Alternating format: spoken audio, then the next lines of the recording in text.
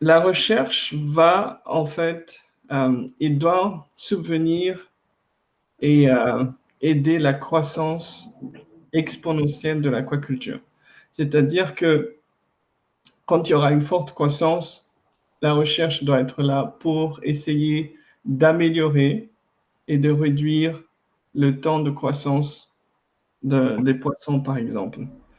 Il y a aussi un système qu'on appelle l'aquaculture intégrée qui, qui est plus une réponse durable de, de l'aquaculture, c'est-à-dire qu'il y a plusieurs espèces qu'on élève en même temps. Et ces espèces-là, en fait, vont s'autosuffire par rapport euh, aux excréments ou aux nutriments que l'autre espèce va lui donner.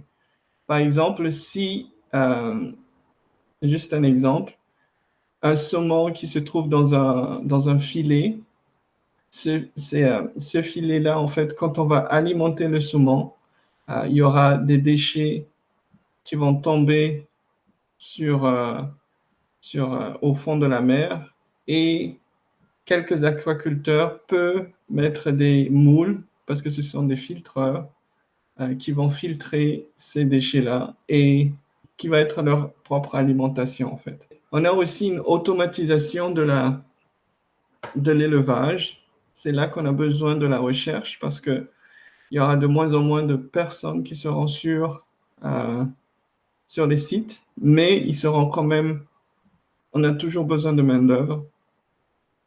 Et sinon, on essaye aussi d'accélérer en fait la sélection naturelle des poissons géniteurs pour avoir des poissons plus performants. On essaye aussi de regarder comment améliorer l'alimentation des poissons